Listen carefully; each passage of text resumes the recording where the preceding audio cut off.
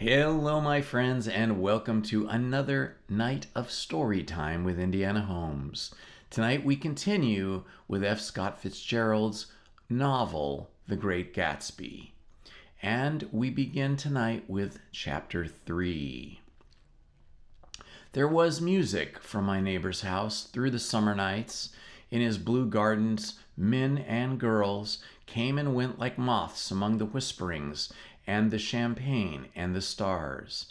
At high tide in the afternoon, I watched his guests diving from the tower of his raft or taking the sun on the hot sand of his beach, while his two motorboats slit the waters of the Sound, drawing aquaplanes over cataracts of foam. On weekends, his Rolls-Royce became an omnibus, bearing parties to and from the city between 9 in the morning and long past midnight, while his station wagon scampered like a brisk yellow bug to meet all trains. And on Mondays, 8 servants, including an extra gardener, toiled all day with mops and scrubbing brushes and hammers and garden shears, repairing the ravages of the night before. Every Friday, 5 crates of oranges and lemons arrived from a fruiterer in New York. Every Monday, these same oranges and lemons left his back door in a pyramid of pulpless halves. There was a machine in the kitchen which could extract the juice of 200 oranges in half an hour. A little button was pressed 200 times by a butler's thumb. At least once a fortnight, a corps of caterers came down with several hundred feet of canvas and enough colored lights to make a Christmas tree of Gatsby's enormous garden. On buffet tables, garnished with glistening hors d'oeuvres, spiced baked hams crowded against salads of harlequin designs and pastry pigs, and turkeys bewitched to a dark gold.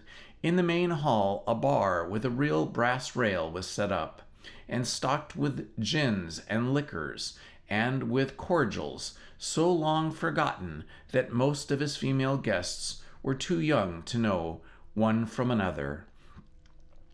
By 7 o'clock, the orchestra has arrived. No thin 5-piece affair, but a whole pitiful of bows, of trombones, and saxophones, and violas, and cornets, and piccolos, and low and high drums. The last swimmers have come in from the beach now and are dressing upstairs. The cars from New York are parked 5 deep in the drive, and already the halls and salons and verandas are gaudy with primary colors and hair shorn in strange new ways and shawls beyond the dreams of Castile. The bar is in full swing, and floating rounds of cocktails permeate the garden outside until the air is alive with chatter and laughter and casual innuendo and introductions forgotten on the spot, and enthusiastic meetings between women who never knew each other's names. The lights grow brighter as the earth lurches away from the sun, and now the orchestra is playing yellow cocktail music, and the opera of voices pitches a high key. Laughter is easier, minute, minute by minute, spilled with prodigality, tipped out at a cheerful word. The groups change more swiftly, swell with new arrivals, dissolve and form in the same breath. Already there are wanderers, confident girls who weave here and there among the stouter and more stable, become for sharp, joyous moment the center of a group, and then excited with triumph glide on through the sea change of faces and voices and color under the constantly changing light. Suddenly, one of these gypsies in trembling opal seizes a cocktail out of the air, dumps it down for courage, and moving her hands like fresco dances out alone on the canvas platform, a momentary hush, the orchestra leader varies his rhythm obligingly for her, and there is a burst of chatter as the erroneous news goes around that she is Gilda Gray's understudy from the Follies. The party has begun. I believe that on that first night I went to Gatsby's house, I was one of the few guests who actually had been invited. People were not invited, they just went there. They got into automobiles which bore them out to Long Island, and somehow they ended up at Gatsby's door. Once there, they were introduced by somebody who knew Gatsby, and after that, they conducted themselves accordingly to the rules of behavior associated with amusement parks. Sometimes they came and went without having met Gatsby at all, came for the party with a simplicity of heart that was its own ticket of admission. I had been actually invited. A chauffeur in a uniform of robin's egg blue crossed my lawn early that Saturday morning with a surprisingly formal note from his employer. The honor would be entirely Gatsby's, it said, if I would attend his little party that night. He had seen me several times and had intended to call me a long time before, but a peculiar combination of circumstances had prevented it. Signed, J. Gatsby, in a majestic hand. Dressed up in white flannels, I went over to his lawn a little after 7 and wandered around rather ill at ease among the swirls and eddies of people I didn't know, though here and there was a face I had noticed on commuting on the train. I was immediately struck by the number of young Englishmen dotted about, all well dressed, all looking a little hungry, and all taking in low, earnest voices to solid and prosperous Americans. I was sure that they were selling something, bonds or insurance or automobiles. They were, at least agonizingly, aware of the easy money in the vicinity and convinced that it all was theirs for a few words in the right key. As soon as I arrived, I made an attempt to find my host, but the 2 or 3 people of whom I asked his whereabouts stared at me in such an amazed way and denied so vehemently any knowledge of his movements that I slunk off in the direction of the cocktail table, the only place in the garden where a single man could linger without looking purposeless and alone. I was on my way to get roaring drunk from sheer embarrassment when Jordan Baker came out of the house and stood at the head of the marble steps, leaning a little backward and looking with contemptuous interest down into the garden. Welcome or not, I found it necessary to attach myself to someone before I should begin to address cordial remarks in the passers-by. "Hello," I roared, advancing toward her. My voice seemed unnaturally loud across the garden. "I thought you might be here," she responded absently as I came up. "I remembered you lived next door to—" She held my hand impersonally, as a promise that she'd take care of me in a minute, and gave an ear to 2 girls in twin yellow dresses who stopped at the foot of the steps. "Hello," they cried together. "Sorry you didn't win." That was for the golf tournament. She had lost in the finals the week before. We don't know who we are," said one of the girls in yellow, "but we met you here about a month ago." "You've dyed your hair since then," remarked Jordan, and I started, but the girls had moved casually on, and her remark was addressed to the premature moon, produced like the supper, no doubt, of the caterer's basket. With Jordan's slender golden arm resting in mine, we descended the steps and sauntered about the garden. A tray of cocktails floated us through the twilight, and we sat down at the table with the 2 girls in yellow and 3 men, each one introduced to us as Mr. Mumble. "Do you come to these parties often?" inquired Jordan of the girl beside her. "The last one was the one I met you at," answered the girl in an alert, confident voice. She turned to her companion. "Wasn't it for you, Lucille?" "It was for Lucille, too." "I like to come," Lucille said. "I never care what I do, so I always have a good time. When I was here last, I tore my gown on a chair, and he asked me my name and address. Inside a week, I got a package from Croyer's with a new evening gown in it." "Did you keep it?" asked Jordan. "Sure I did. I was going to wear it tonight, but it was too big in the bust and had to be altered. It was gas blue with lavender beads. $265. There was something funny about a fellow that'll do a thing like that, said the other girl eagerly. He doesn't want any trouble with anybody. Who doesn't? I inquired. Gatsby, somebody told me. The two girls and Jordan leaned together confidently. Somebody told me they thought he liked a man once. A thrill passed over all of us. The three Mr. Mumbles bent forward and listened eagerly. I don't think it's so much that, argued Lucille skeptically. It's more that he was a German spy during the war. One of the men nodded in confirmation. I heard that from a man who knew all about him, grew up with him in Germany. He assured us positively. Oh, no, said the first girl. It couldn't be that, because he was in the American Army during the war. As our credulity switched back to her, she leaned forward with enthusiasm. You look at him sometimes when he thinks nobody's looking at him. I'll bet he killed a man. She narrowed her eyes and shivered. Lucille shivered. We all turned and looked around for Gatsby. It was testimony to the romantic speculation he inspired that there were whispers about him from those who had found little that it was necessary to whisper about in this world. The first supper, there would be another, one after midnight, was now being served, and Jordan invited me to join her party, who were spread around a table on the other side of the garden. There were 3 married couples and Jordan's escort, a persistent undergraduate given to violent innuendo, and obviously under the impression that sooner or later Jordan was going to yield him up, her person, to a greater or lesser degree. Instead of rambling, this party had preserved a dignified homogeneity and assumed to itself the function of representing the staid nobility of the countryside, East Egg condescending to West Egg, and carefully on guard against its spectroscopic gaiety. Let's get out, whispered Jordan, after somehow wasteful and inappropriate half hour. This is much too polite for me.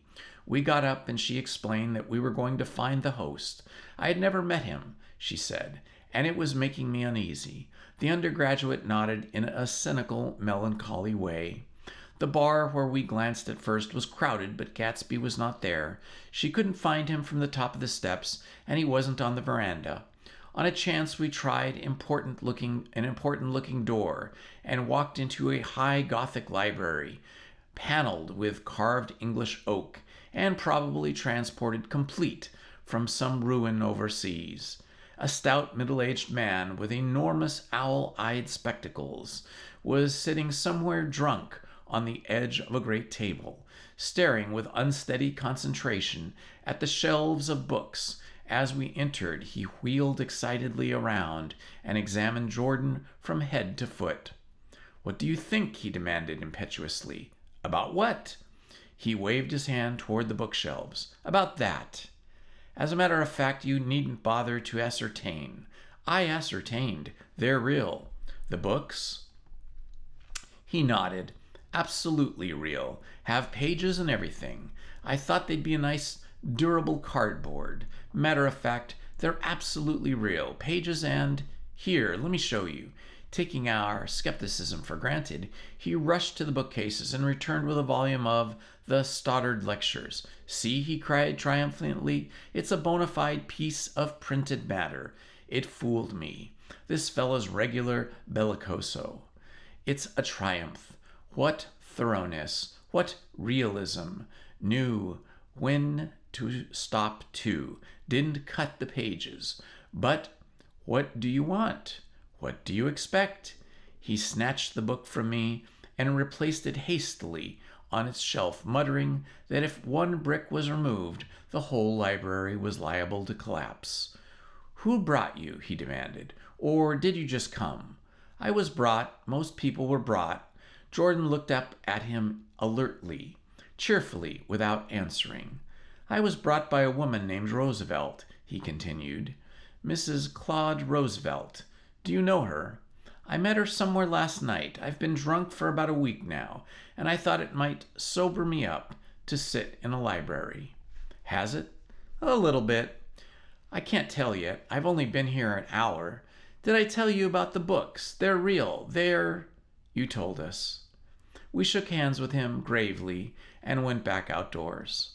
There was dancing now on the canvas in the garden, old men pushing young girls backward in eternal graceless circles, superior couples holding each other tortuously, fashionably, and keeping in the corners, and a great number of single girls dancing individualistically or reliving the orchestra for a moment of the burden of the banjo or the traps.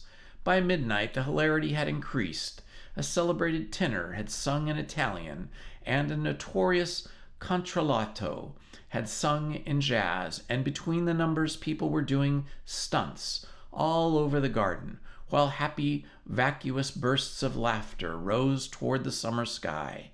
A pair of stage twins, who turned out to be the girls in yellow, did a baby act in costume, and champagne was served in glasses bigger than finger bowls.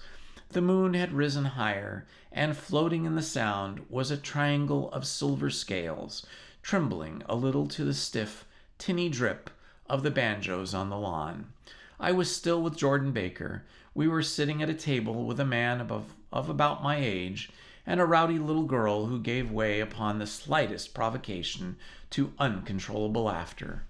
I was enjoying myself now. I had taken 2 finger bowls of champagne, and the scene had changed before my eyes into something significant, elemental, and profound. At a lull in the entertainment, the man looked at me and smiled.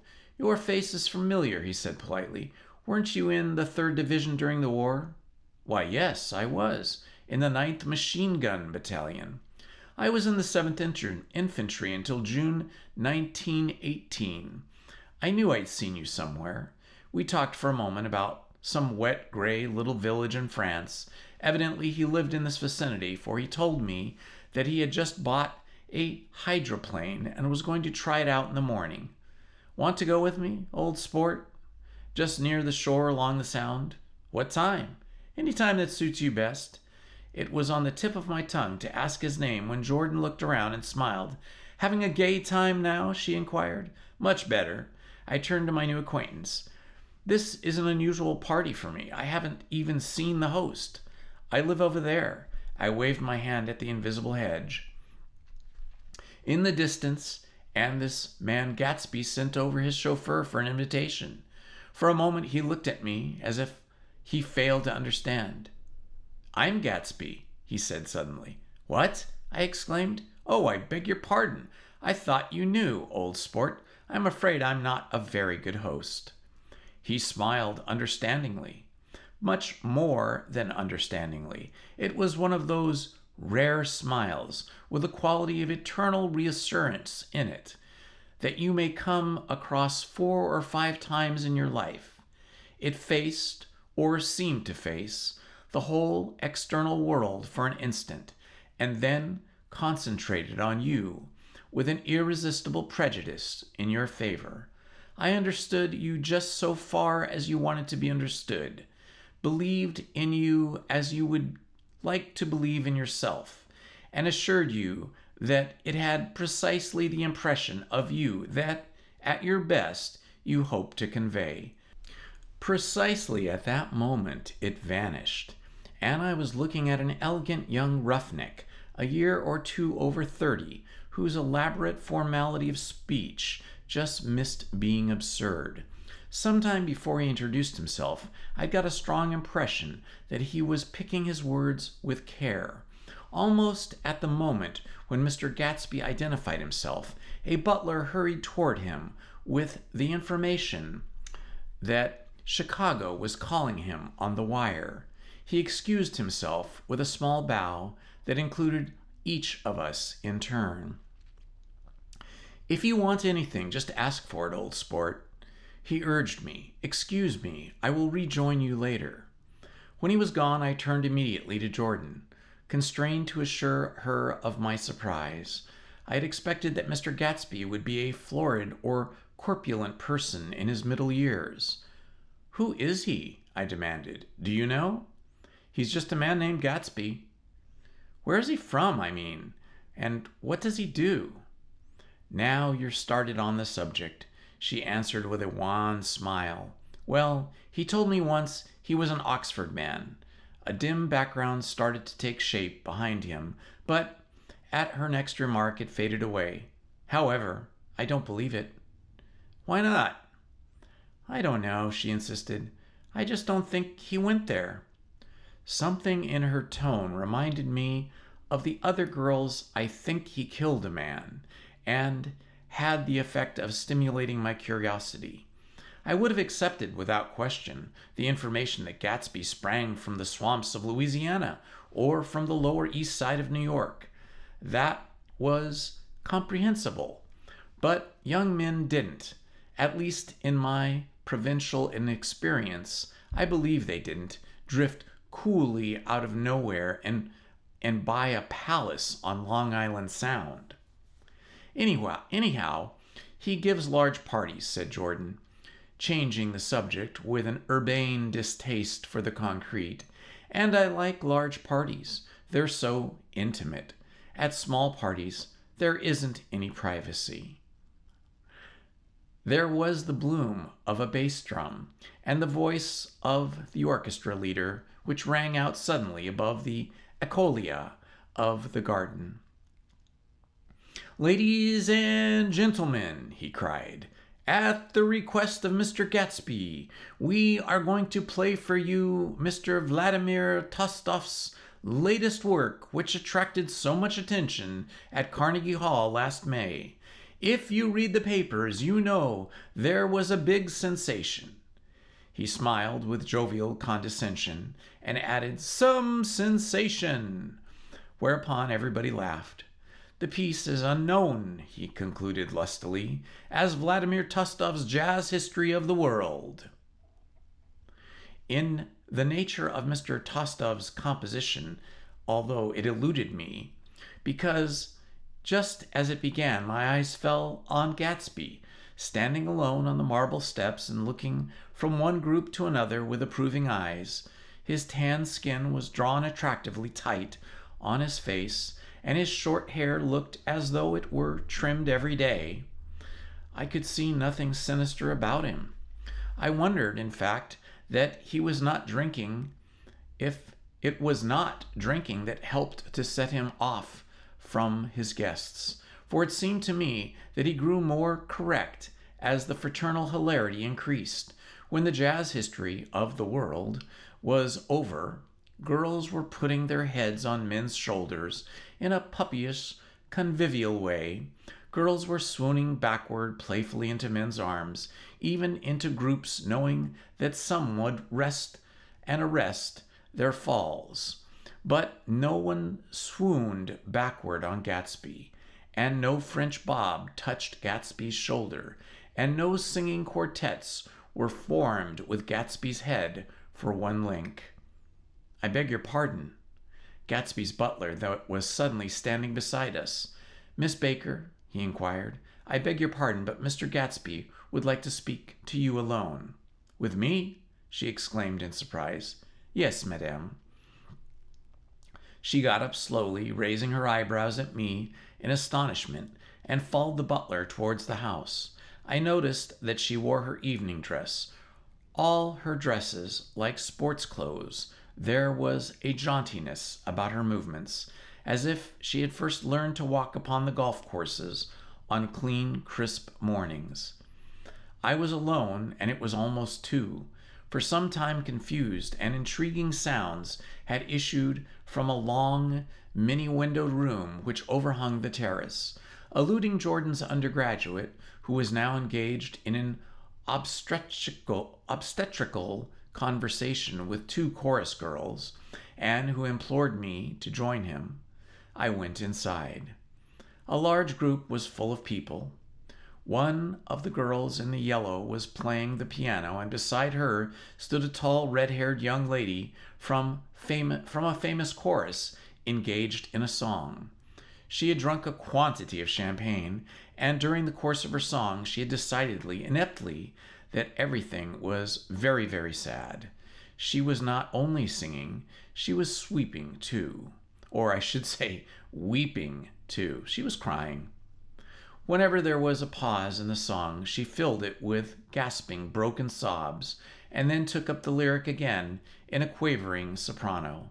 The tears coursed down her cheeks, not freely, however, for when they came into contact with her heavily beaded eyelashes, they assumed an inky color and pursued the rest of their way in slow black rivulets. A humorous suggestion was made that she sing the notes on her face, whereupon she threw her hands, sank into a chair, and went off into a deep, vinous sleep. She had a fight with a man who says he's her husband, explained a girl at my elbow. I looked around. Most of the remaining women were now having fights with men said to be their husbands. Even Jordan's party, the quartet from East Egg, were rent asunder by dissension. One of the men was talking with curious intensity to a young actress, and his wife, after attempting to laugh at the situation in a dignified and indifferent way, broke down entirely and resorted to flank attacks. At intervals, she appeared suddenly at his side like an angry diamond and hissed, "You promised!" into his ear. The reluctance to go home was not confined to wayward men. The hall was at present occupied by two deplorably sober men and their highly indignant wives. The wives were sympathizing with each other in slightly raised voices. Whenever he sees I'm having a good time, he wants to go home. Never heard anything so selfish in my life. We're always the first ones to leave. So are we. We're almost the last night. We're almost the last tonight, said one of the men sheepishly. The orchestra left half an hour ago. In spite of the wives' agreement that such malevolence was beyond credibility, the dispute ended in a short struggle, and both wives were lifted kicking into the night. As I waited for my hat in the hall, the door of the library opened, and Jordan Baker and Gatsby came out together. He was saying some last word to her about the eagerness in his manner, tightened abruptly into formality as several approached him to say goodbye.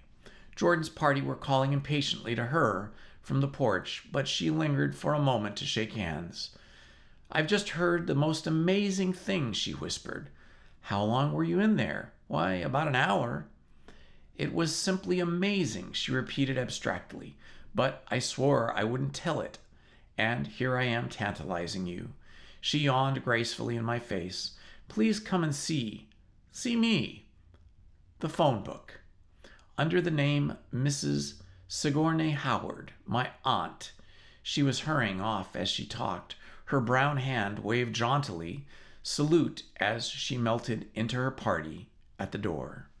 Rather ashamed that on my first appearance I had stayed so late, I joined the last of Gatsby's guests who were clustered around him.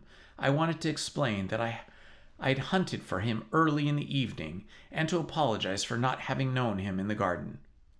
"Don't mention it," he enjoined me eagerly. "Don't give it another thought, old sport." The familiar expression held no more familiarity than the hand which reassuringly brushed my shoulder. "And don't forget, we're going to go up in the hydroplane tomorrow morning at 9 o'clock. Then the butler behind his shoulder, "Philadelphia wants you on the phone, sir." "All right, in a minute. Tell them I'll be right there. Good night." "Good night, good night," he smiled, and suddenly there seemed to be a pleasant significance in having been amongst the last to go, as if he had desired me at the time. "Good night, old sport, good night." But as I walked down the steps, I saw that the evening was not quite over. 50 feet from the door, a dozen headlights illuminated a bizarre and tumultuous scene. In the ditch beside the road, right side up, but violently shorn of one wheel, rested a new coupe, which had left Gatsby's drive not 2 minutes before. The sharp jut of the wall accounted for the detachment of the wheel, which was now getting considerable attention from half a dozen curious chauffeurs. However, As they had left their cars blocking the road, a harsh, discordant din from those in the rear had been audible for some time and added to the already violent confusion of the scene. A man in a long duster had dismounted from the wreck and now stood in the middle of the road, looking from the car to the tire and from the tire to the observers in a pleasant, puzzled way. "See," he explained, "it went in the ditch." The fact was infinitely astonishing to him, and I recognized first the unusual quantity of wonder, and then the man. It was the late patron of Gatsby's library. "How'd it happen?" He shrugged his shoulders. "I know nothing whatever about mechanics," he said decisively. "But how did it happen? Did you run into the wall?" "Don't ask me," said Owl Eyes, washing his hands of the whole matter. "I know very little about driving, next to nothing. It happened, and that's all I know." "Well, if you're a poor driver, you ought to try driving at night." "Ha! But I wasn't even trying," he explained indignantly. "I wasn't even trying." An odd hush fell upon the bystanders. "Do you want to commit suicide? You're lucky it was just a wheel. A bad driver and not even trying." "You don't understand," explained the criminal. "I wasn't driving. There's another man in the car." The shock that followed this declaration found voice in a sustained "ah" as the door of the coupe swung slowly open. The crowd, it was now a crowd, stepped back involuntarily, and when the door had opened wide, there was a ghostly pause. Then, very gradually, part by part, a pale, dangling individual stepped out of the wreck, pawing tentatively at the ground with a large, uncertain dancing shoe. Blinded by the glare of the headlights and confused by the incessant groaning of the horns, the apparition stood swaying for a moment before he perceived the man in the duster. What was the matter?" he inquired calmly. Did we run out of gas?" "Look!" Half a dozen fingers pointed at the amputated wheel. He stared at it for a moment and then looked upward as though he suspected that it had dropped from the sky. "It came off," someone explained. He nodded. "At first, I didn't notice we'd stopped." A pause, then, taking a long breath and straightening his shoulders, he remarked in a determined voice, "Wonder if tell me where there's a gasoline station?" At least a dozen men, some of them a little better off than he was, explained to him that the wheel and the car were no longer joined by any physical bond. "Back out," he suggested after a moment. "Put her in reverse." "But the wheel's off." He hesitated. "No harm trying," he said. The caterwauling horns had reached a crescendo, and I turned away and cut across the lawn toward home. I glanced back. A wafer of a moon was shining over Gatsby's house, making the night fine as before, and surviving the laughter and the sound of his still glowing garden.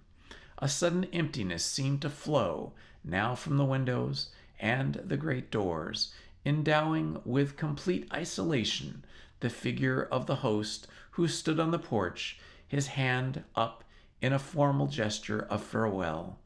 Reading over what I've written so far, I see I have given the impression that the events of the 3 nights several weeks apart were all that absorbed me. On the contrary, they were merely casual events in a crowded summer, and until much later, they absorbed me infinitely less than my personal affairs. Most of the time I worked. In the early morning, the sun threw my shadow westward as I hurried down the white chasms of lower New York to the Probity Trust. I knew other clerks and young bond salesmen by their first names and lunched with them in dark, crowded restaurants on little pig sausages and mashed potatoes and coffee. I even had a short affair with a girl who lived in Jersey City and worked in the accounting department. Her brother began throwing mean looks in my direction, so when she went on her vacation in July, I let it blow quietly away. I took dinner usually at the Yale Club. For some reason, it was the gloomiest event of my day. And then I went upstairs to the library and studied investments and securities for the conscientious hour. There were generally a few rioters around, but they never came into the library, so it was a good place to work. After that, if the night was mellow, I strolled down Madison Avenue past Old Murray Hill Hotel and over 33rd Street to Pennsylvania Station. I began to like New York, the racy, adventurous feel of it at night, and the satisfaction that the constant flicker of men and women and machines gives to the restless eye. I liked to walk up Fifth Avenue and pick out romantic women from the crowd and imagine that in a few minutes I was going to enter into their lives and no one would ever know or disapprove. Sometimes in my mind I followed them to their apartments on the corners of hidden streets, and they turned and smiled back at me before they faded through the doors into warm darkness. At the enchanted metropolitan twilight, I felt a haunting loneliness sometimes and felt it in others. Poor young clerks who loitered in front windows, waiting until it was time for a solitary restaurant dinner. Young clerks in the dusk, wasting the most poignant moments of the night and life. Again at 8 o'clock, when the dark lanes of the 40s were 5 deep, with throbbing taxicabs beyond for the theater district, or bound for the theater district, I felt a sinking in my heart. Forms leaned together in the taxis as they waited. The voices sang, and there was laughter from unheard jokes, and lighted cigarettes outlined the unintelligible gestures inside. Imagining that I, too, was hurrying towards gaiety and sharing their intimate excitement, I wished them well. For a while I lost sight of Jordan Baker. And then, in midsummer, I found her again. At first I was flattered to go places with her, because she was a golf champion, and everyone knew her name. Then it was something more. I wasn't actually in love, but I felt sort of a tender curiosity. The bored, haughty face that she turned to the world concealed something more affections, concealed something eventually, even though they don't in the beginning. And one day I found what it was. When we were on a house party together up in Warwick, she left a borrowed car out in the rain with the top down and then lied about it. And suddenly I remembered the story about her that eluded me that night at Daisy's. At her first big golf tournament, there was a row that nearly reached the newspapers, a suggestion that she had moved her ball from the bad lie in the semi-final round. The thing approached the proportions of a scandal, then died away. A caddy retracted his statement, and the only other witness admitted that he might have been mistaken. The incident and the name had remained together in my mind. Jordan Baker instinctively avoided clever, shrewd men. And now I saw that this was because she felt safer on a plane where any divergence from a code would be thought impossible. She was incurably dishonest. She wasn't able to endure being at a disadvantage, and given this unwillingness, I suppose, she had begun dealing in subterfuges.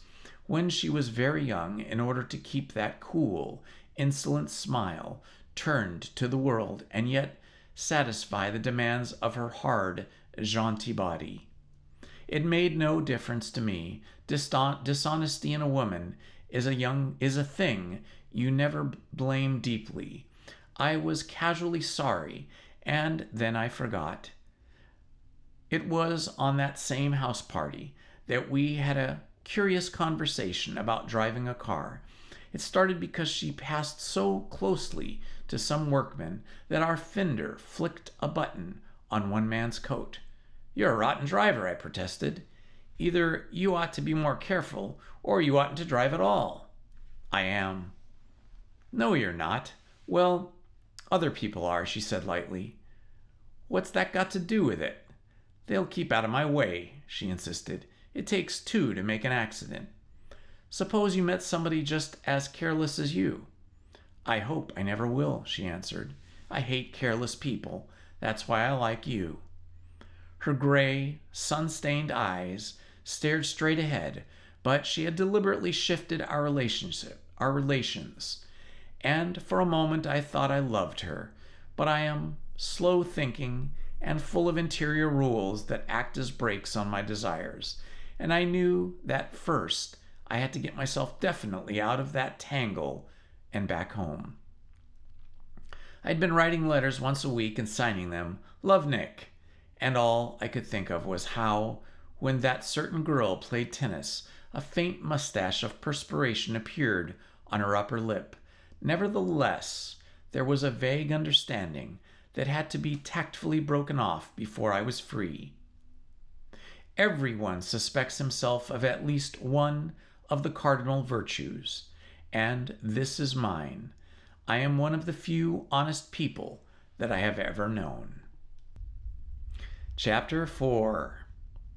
On the morning, while church bells rang in the villages along the shore, the world and its mistress returned to Gatsby's house and twinkled hilariously on his lawn. "He's a bootlegger," said the young ladies, moving somewhere between his cocktails and his flowers. "One time he killed a man who had found out that he was the nephew of von Hindenburg and a second cousin to the devil. Reach me a rose, honey, and pour me a last drop into that crystal glass." Once I wrote down on the empty spaces of a timetable the names of those who came to Gatsby's house that summer. It is an old timetable now, disintegrating at its folds and headed, "The schedule in effect July 5th, 1922, but I can still read the gray names, and they will give you a better impression than my generalities of those who accepted Gatsby's hospitality and paid him the subtle tribute of knowing nothing whatever about him. From West Egg, then, came the Chester Beckers and the Leaches and a man named Bunsen, who I knew at Yale, and Dr. Webster Civet, who was drowned last summer in Maine, and the Hornbeams and the Willie Voltaires, and a whole clan named Blackbuck, who always gathered in a corner and flipped up their noses like goats at whosoever came near, and the Ismays and the Christies, or rather Hubert Auerbach and Mr. Christie's wife, and Edgar Beaver, and whose hair, they say, turned cotton white one winter afternoon for no good reason at all. Clarence Endive was from West Egg, as I remember. He came only once in white knickerbockers, and had and had a fight with a bum named Eddie in the garden. From farther out on the island came Cheadles and the O.R.P. Schraders, and Stonewall Jackson Abrahams of Georgia, and the Fishguards and the Ripley Snells. Snell was there 3 days before he went to the penitentiary, so drunk out of the gravel drive that was Mrs. Ulysses Sweat's automobile ran over his right hand. The Danceys came too, and S.B. Whitehead. No, now thinking about it, it was S.B. Whitebait, who was well over 60, and Maurice A. Flink, and the Hammerheads, and Beluga, the tobacco importer from the Belugas, and the Beluga Gals. From West Egg came the Poles, and the Mulreadys, and Cecil Roebuck, and Cecil Schoen, and Gulick, the state senator, and Newton Orchard, who controlled films par excellence, and Eckhost, and Clyde Cohen, and Don S. Schwartz, the son, and Arthur McCarty, all connected with the movies in one way or another, and the Catlips, and the Bimbergs, and G. Earl Muldoon, brother to that Muldoon who afterward strangled his wife. Da Fontano, the promoter, came there, and Ed Legros, and James B. Rotgut Ferret, and the DeLongs, or DeJongs, and Ernest Lilly. They came to gamble, and when Ferret wandered into the garden, it meant he was cleaned out, and Associated Traction would have to fluctuate profitability the next day. A man named Klipspringer was there so often and so long that he became known as the Boarder. I doubt if he had any other home. Of the theatrical people, there was Gus Ways, and Horace O'Donovan, and Lester Meyer, and George Duckweed, and Francis Bull. Also from New York were the Cromes, and the Backlesians, and Dinnerkers, and Russell Betty, and the Corrigans, and the Kellers, and the Dewars, and the Scullys, and S.W. Belker, and the Smirks, and the Young Quins, divorced now, and Henry L. Palmetta, who killed himself by jumping in front of a subway train in Times Square. Benny McClellan arrived always with 4 girls. They were never quite the same ones in physical appearance, but they were so identical to one another that it inevitably seemed that they had been there before. I have forgotten the names of Jacqueline, I think, or else Consuela, or Gloria, or Judy, or June, and their last names were either melodious names of flowers and months or sterner ones of the great American capitalists, whose cousins, if pressed, they would confess themselves to be. In addition to all these, I can remember that Faustina O'Brien came there at least once, and the Bedecker girls, and young Brewer, who had his nose shot off in the war, and Mr. Albrunsberger, and Miss Hogg, his fiancée, and Ardita Fitzpeters, and Mr. P. Jewett, once head of the American Legion, and Miss Claudia Hipp, with a man reputed to be her chauffeur, and a prince of something whom we called Duke, and whose name, if I ever knew it, I have forgotten. All these people came to Gatsby's house in the summer. At 9 o'clock one morning, late in July, Gatsby's gorgeous car lurched up the rocky drive to my door and gave out a burst of melody from the 3-note horn. It was the first time he had called on me, though I had gone to 2 of his parties. He mounted in his hydroplane, and at his urgent invitation made frequent use of his beach. "Good morning, old sport. You're having lunch with me today, and I thought we'd ride up together." He was balancing himself on the dashboard of his car with that resourcefulness of movement that is so peculiarly American, that comes, I suppose, with the absence of lifting work or rigid sitting in youth, and even more with the formless grace of our nervous sporadic games. This quality was continually breaking through his punctilious manner in that shape of restlessness. He was never quite still. There was always a tapping foot somewhere, or the impatient opening of closing and opening hands. He saw me looking with admiration at his car. "It's pretty, isn't it, old sport?" He jumped off to give me a better view. "Haven't you ever seen it before?" I'd seen it. Everybody'd seen it. It was a rich cream color, bright with nickel, swollen here and there with its monstrous length and triumphant hat boxes, and supper boxes, and tool boxes, and terraced with a labyrinth of windshields that mirrored a dozen suns, sitting down behind many layers of grass, and many layers of glass, in a sort of green leather conservatory. We started to town. I had talked with him perhaps half a dozen times in the past month, and found to my disappointment that he had little to say. So my first impression that he was a person of some undefined consequence had gradually faded, and he had become simply the proprietor of an elaborate roadhouse next door. And then came that disconcerting ride. We hadn't reached West Egg Village before Gatsby began leaving his elegant sentences unfinished and slapping himself indecisively on the knee of his caramel-colored suit. "Look here, old sport," he broke out surprisingly. "What's your opinion of me, anyhow?" A little overwhelmed, I began generalized evasions, which that question deserves. "Well, I'm going to tell you something about my life," he interrupted. "I don't want you to get the wrong idea of me from all these stories you hear." So he was aware of the bizarre accusations that flavored conversation in his halls. "I'll tell you God's truth."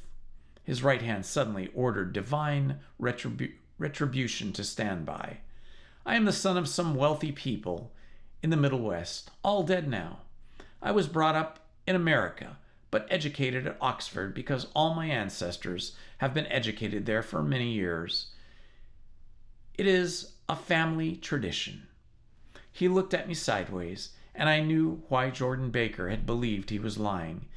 He hurried the phrase, "educated at Oxford," or swallowed it, or choked it on it as though it bothered him before. And with this doubt, his whole statement fell to pieces, and I wondered if there wasn't something a little sinister about him after all. "What part of the Middle West?" I inquired casually. "San Francisco." "I see. My family all died, and I came into a good deal of money." His voice was solemn, as if the memory of that sudden extinction of his clan still haunted him. For a moment I suspected that he was pulling my leg, but a glance at him convinced me otherwise. After that I lived like a young Rajah in the capitals of Europe, Paris, Venice, Rome, collecting jewels, chiefly rubies, hunting big game, painting a little, things for myself only, and trying to forget something very sad that had happened to me long ago. With an effort, I managed to restrain my incredulous laughter. The very phrases were worn so threadbare that they had evoked no image except that of a turbaned character, leaking sawdust at every pore as he pursued a tiger through the Bourg de Boulogne. Then came the war, old sport. It was a great relief, and I tried everything I could very hard to die, but I seemed to bear an enchanted life. I accepted a commission as a first lieutenant when it began. In the Argonne Forest, I took 2 machine gun detachments so far forward that there was half a mile gap on either side of us where the infantry couldn't advance. We stayed there for 2 days and 2 nights, 130 men and 16 Lewis guns, and when infantry came up at last they found the insignia of 3 German divisions among the piles of the dead. I was promised to be a major, and every Allied government gave me a decoration, even Montenegro, little Montenegro down in the Adriatic Sea. Little Montenegro. He lifted up the words and nodded at them with his smile. The smile comprehended Montenegro's troubled history and sympathized with the brave struggles of the Montenegrin people.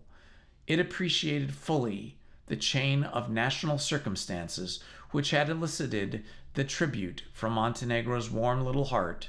My incredulity was submerged in fascination now. It was like skimming hastily through a dozen magazines. He reached in his pocket, and a piece of metal, slung on a ribbon, fell into my palm. "That's the one from Montenegro." To my astonishment, the thing had an authentic look. "Ordinary Dini Daniello," ran the circular legend, Montenegro's Nicholas Rex. Turn it. Major J. Gatsby, I read, for valor extraordinary. Here's another thing I always carry, a souvenir of Oxford days. It was taken in Trinity Quad. The man on my left is now the Earl of Doncaster. It was a photograph of a half-dozen young men in blazers loafing in an archway through which were visible a host of spires. There was Gatsby looking a little, not much younger, with a cricket bat in his hand.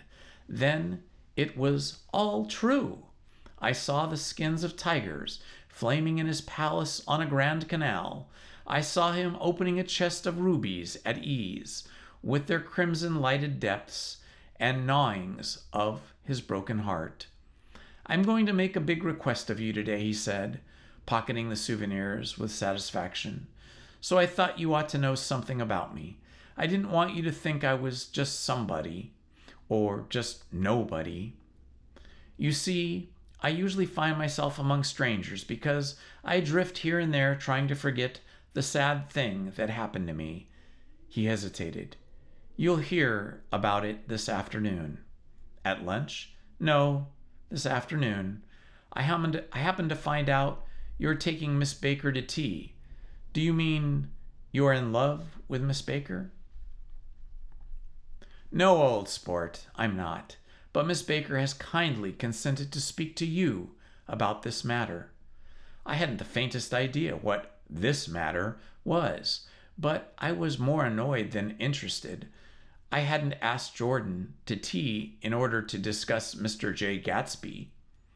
I was sure the request would be something utterly fantastic, and for a moment I was sorry I'd ever set foot upon his overpopulated lawn. He wouldn't say another word. His correctness grew on him as we neared the city. We passed Port Roosevelt, where there was a glimpse of a red-belted ocean-going ships, and sped along the cobbled slum lined with dark, undeserted saloons of the faded gilt 1900s. Then the Valley of Ashes opened out on both sides of us, and I had a glimpse of Mrs. Wilson's straining at the garage pump with panting vitality as we went by. With the fenders spread out like wings, we scattered light through half of Astoria. Only half, for as we twisted among the pillars of the elevated, I heard the familiar jug-jug spat of a motorcycle, and a frantic policeman rode alongside. All right, old sport, called Gatsby. We slowed down. Taking a white card from his wallet, he waved it before the man's eyes. Right you are, agreed the policeman, tipping his cap. You know, the next time, Mr. Gatsby, excuse me. What was that? I inquired. The picture of Oxford. I was able to do the commissioner a favor once, and he sends me a Christmas card every year. Over the great bridge, with the sunlight through the girders, making a constant flicker upon the moving cars, with the city rising up across the river in white heaps and sugar lumps all built with a wish out of non-olfactory money. The city seen from the Queensboro Bridge is always the city seen for the first time. It is first wild promise of all the mystery and beauty in the world.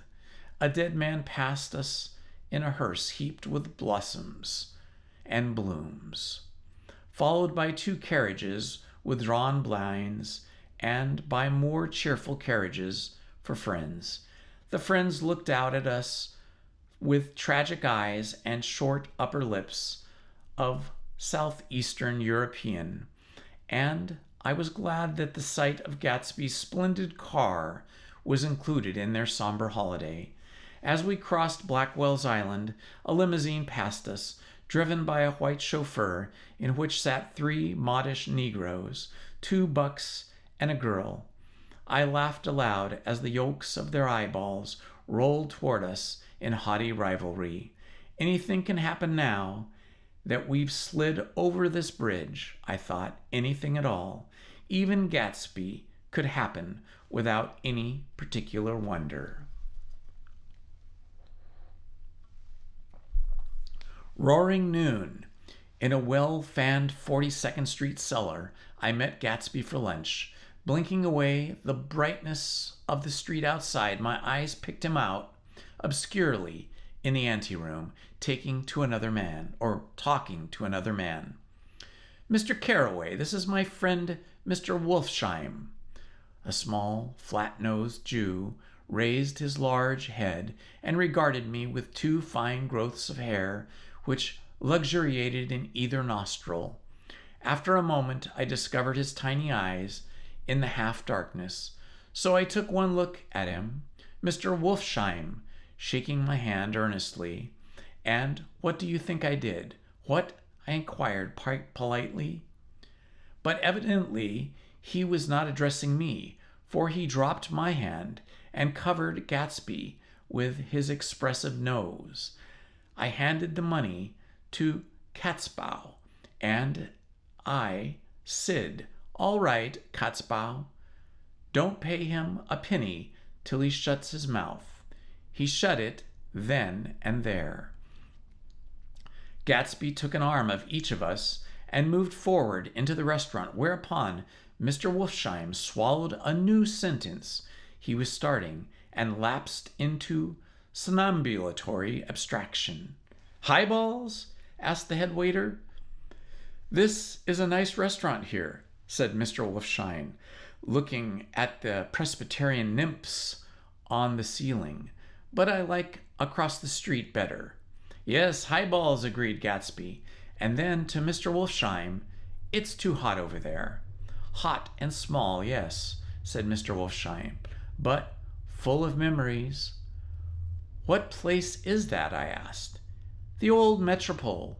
The old Metropole, brooded Mr. Wolfsheim gloomily. Filled with faces, dead and gone, filled with friends gone now forever. I can't forget so long as I live the night they shot Rosie Rosenthal there. It was 6 of us at the table, and Rosie had to eat and drink a lot that evening. When it was almost morning, the waiter came over to him with a funny look and says somebody wants to speak to him outside. All right, says Rosie, and begins to get up, and I pulled him down to his chair. Let the bastards come in here if they want to see you, Rosie. But don't you, so help me, move outside this room.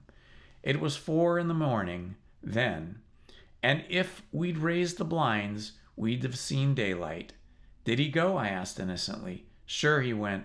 Mr. Wolfstein's nose flashed at me indignantly. He turned around in the door and says, Don't let the waiter take away my coffee. Then he went on out onto the sidewalk, and they shot him 3 times in his belly and drove away. 4 of them were electrocuted, I said, remembering. 5 with Becker. His nostrils turned to me in an interested way. I understand you're looking for a business. The juxtaposition of these 2 remarks was startling. Gatsby answered for me. Oh, no, he exclaimed. This isn't the man. No, Mr. Wolfsheim seemed disappointed. This is just a friend. I told you we'd talk about that some other time. I beg your pardon, said Mr. Wolfsheim. I had the wrong man. A succulent harsh arrived, and Mr. Wolfsheim, forgetting the more sensational and sentimental atmosphere of the old Metropole, began to eat with ferocious delicacy. His eyes, meanwhile, roved very slowly around the room. He completed the arc by turning to inspect the people directly behind. I think that, except for my presence, he would have taken one short glance beneath our own table. Look here, old sport, said Gatsby, leaning toward me. I'm afraid I made you a little angry this morning in the car. There was a little smile again, but this time I held out against it. It don't like mysteries, and I don't like mysteries, I answered. And I don't understand why you would come out frankly and tell me What you want? Why was it all got to come through Miss Baker? Oh, it's nothing underhand, he assured me. Miss Baker's a great sportswoman, you know, and she'd never do anything that wasn't all right. Suddenly he looked at his watch, jumped up and hurried from the room, leaving me with Mr. Wolfsheim at the table. He has to telephone, said Mr. Wolfsheim, following him with his eyes. Fine fellow, isn't he? Handsome to look at, and a perfect gentleman. Yes. He's an odd Oxford man. Oh. He went to Oxford College in England. You know Oxford College. I've heard of it. It's one of the most famous colleges in the world. Have you known Gatsby for a long time? I inquired. Several years, he answered in a gratified way. I made the pleasure of his acquaintance just after the war, but I knew I had discovered a man of fine breeding after talking with him an hour. I said to myself, there's the kind of man you'd like to take home and introduce to your mother and sister. He paused. I see you're looking at my cuff buttons. I hadn't been looking at them, but I did now. They were composed of oddly familiar pieces of ivory, finest specimens of human molars, he informed me. Well, I inspected them. That's a very interesting idea. Yeah. He flipped his sleeves up his undercoat. Yeah, Gatsby's very careful about the women. He would answer so much as to look at a friend's wife. He would never look at a friend's wife. When the subject of his instinctive trust returned to the table and sat down, Mr. Wolfsheim drank his coffee with a jerk and got to his feet. I have enjoyed my lunch, he said, and I'm going to run off from the two of you young men before I outstay my welcome. Don't hurry, Meyer, said Gatsby without enthusiasm. Mr. Wolfsheim raised his hand in a sort of benediction. You're very polite, but I beg to belong to you another generation, he announced solemnly. You sit there and discuss your sports and your young ladies and your... He supplied an imaginary noun with another wave of his hand. As for me, I am 50 years old, and I won't impose myself on you any longer. As he shook his hand and his hands and turned away, his tragic nose was trembling. I wondered if I had said anything to offend him. He becomes very sentimental sometimes, explained Gatsby. This is one of his sentimental days. He's quite a character around New York, a Dinsey in a Broadway. Who is he, anyhow? An actor? No. A dentist? Mr. Wolfsheim? No, he's a gambler. Gatsby hesitated, then added coolly, he's the man who fixed the World Series back in 1919. Fixed the World Series, I repeated. The idea staggered me. I remembered, of course, the World Series had been fixed in 1919, but if I had thought of it at all, I would have thought of it a thing that merely happened, the end of some inevitable chain. It never occurred to me that one man could start to play with the faith of 50 million people, with the single-mindedness of a burglar blowing a safe. How did he happen to do that? I asked after a minute. He just saw an opportunity. Why isn't he in jail then? They can't get him, old sport. He's a smart man. I insisted on paying the check. As the waiter brought my change, I caught the sight of Tom Buchanan across the crowded room. Come along with me for a minute, I said. I've got to say hello to someone. When he saw Tom, jumped up and took half a dozen steps in our direction. Where have you been? He demanded eagerly. Daisy's furious because you haven't called on her. Call us up. This is Mr. Gatsby, Mr. Buchanan. They shook hands briefly, and a strained, unfamiliar look of embarrassment came over Gatsby's face. How have you been, anyway? Demanded Tom of me. How'd you happen to come up to this far up to eat? I've been having lunch with Mr. Gatsby. I turned toward Mr. Gatsby, but he was no longer there. One October day in 1917, said Jordan Baker that afternoon, sitting up very straight, in a chair in a tea garden at the Plaza Hotel. I was walking along from one place to another on the sidewalks, half and half on the lawns and half on the sidewalks. I was happier on the lawns because I had on shoes from England with rubber knobs on the soles, and that bit into the soft ground. I had a new plaid skirt also that blew a little in the wind, and whenever this happens, the red, white, and blue banners in front of all the houses stretched out stiff and said, "Tut, tut, tut, tut, tut," in a disapproving way. The largest of the banners and the largest of the lawns belonged to Daisy Fay's house. She was just 18, 2 years older than me, and by far the most popular of all the young girls in Louisville. She dressed in white and had a little white roadster, and all day long the telephone rang in her house, and excited young officers from Camp Taylor demanded the privilege of monopolizing her that night, anyways, for an hour. When I came opposite her house that morning, her white roadster was beside the curb, and she was sitting in it with a lieutenant I had never seen before.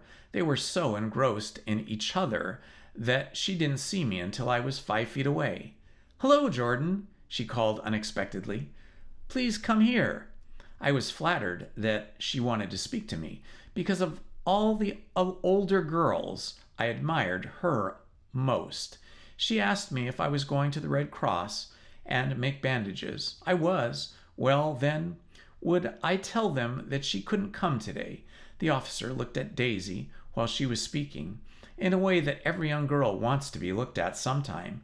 And because it seemed romantic to me, I have remembered the incident ever since. His name was J. Gatsby, and I didn't lay eyes on him again for over 4 years. Even after I'd met him on Long Island, I didn't realize it was the same man. That was 1917. By the next year, I had a few beaux myself, and I began to play in tournaments. So I didn't see Daisy very often.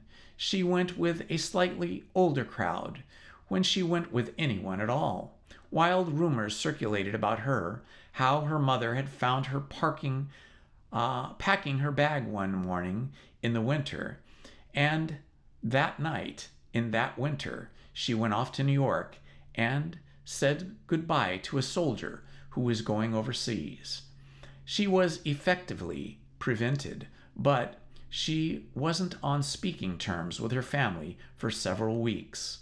After that, she didn't play around with soldiers anymore, but only with a few flat-footed, short-sighted young men in town who couldn't get into the army at all. By the next autumn, she was gay again, gay as ever. She had a debut after the armistice, and in February she presumably engaged to a man from New Orleans. In June, she married Tom Buchanan of Chicago, with more pomp and circumstance than Louisville ever knew before. He came down with 100 people in 4 private cars and hired a whole floor of the Seelbach Hotel. And the day before the wedding, he gave her a string of pearls valued at $350,000. I was a bridesmaid. I came into her room half an hour before the bridal dinner, and found her lying on a bed as lovely as the June night in her flowered dress, and as drunk as a monkey. She had a bottle of Saturnine in one hand and a letter in the other. "Congratulate me," she muttered. "Never had drink before, but oh, how I do enjoy it." "What's the matter, Daisy?" I was scared, I can tell you. I'd never seen a girl like that before. "Here, dears."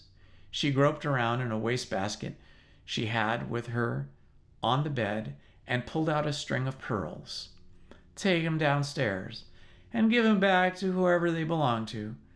Tell 'em all Daisy's changed her mind. Say Daisy's changed her mind." She began to cry. She cried and cried. I rushed out and found her mother and her mother's maid, and we locked her door and got her into a cold bath. She wouldn't let go of the letter. She took it into the tub with her and squeezed it up into a wet ball, and only let me leave it in the soap dish when she had saw that it was coming to pieces like snow. But she didn't say another word. We gave her spirits of ammonia and put ice on her forehead and hooked her back into her dress, and half an hour later, when we walked out of the room, the pearls were round her neck, and the incident was over. Next day at 5 o'clock, she married Tom Buchanan without so much as a shiver and started off on a 3-month trip overseas.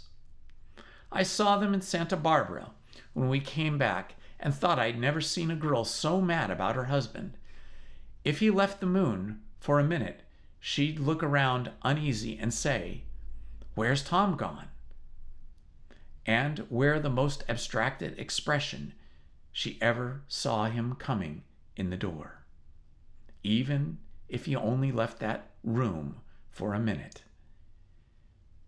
She used to sit on the sand with his head in her lap by the hour, rubbing her fingers over his eyes and looking at him with unfathomable delight. It was touching to see them together. It made you laugh in a hushed, fascinated way. That was in August, a week after I left Santa Barbara. Tom ran into a wagon on the Ventura Road one night and ripped off the front wheel of his car. The girl who was with him got into the papers too because her arm was broken. She was one of the chambermaids in the Santa Barbara Hotel. The next April, Daisy had her little girl, and they went to France for a year. I saw them one spring in Cannes, and later in Deauville, and then came back to Chicago to settle down. Daisy was popular in Chicago, as you know. They moved with a fast crowd, all of them young and rich and wild, but she came out with an absolutely perfect reputation, perhaps because she doesn't drink. It's a great disadvantage, or I should say, it's a great advantage. Yes, an advantage not to drink among hard-drinking people. You can hold your tongue, and, moreover, you can time any little irregularity of your own so that everybody else is so blind that they don't see or care. Perhaps Daisy never went in for armoire at all. And yet, there's something in that voice of hers. Not going in for amour, it seemed somewhere to give its presence in her voice. Well, about 6 weeks ago, she heard the name Gatsby for the first time in years. It was when I asked you, do you remember if you knew Gatsby in West Egg? After you had gone home, she came into my room and woke me up and said, "What, Gatsby?" And when I described him, I was half asleep. She said in the strangest voice that it must be the man she used to know. It wasn't until then that I connected this Gatsby with the officer in her white car.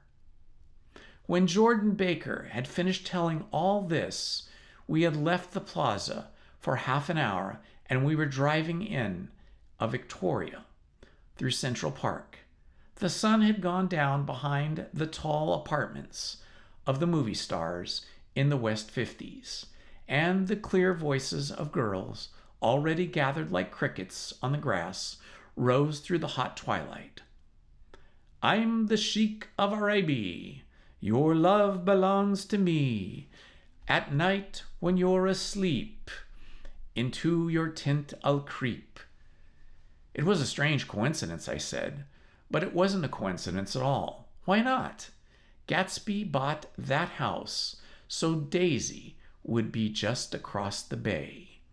Then it had not been merely the stars to which he had aspired on that June night. He came alive to me, delivered suddenly from the womb of his purposeless splendor. He wants to know," continued Jordan, "if you'll invite Daisy to your house some afternoon, and then let him come over." The modesty of the demand shook me. He had waited 5 years and bought a mansion where he dispensed starlight to the casual moths so that he could come over some afternoon to a stranger's garden. Did I have to know all this before he could ask such a little thing? He's afraid he waited so long. He thought you might be offended. You see, he's a regular tough underneath it all. Something worried me. Why didn't he ask you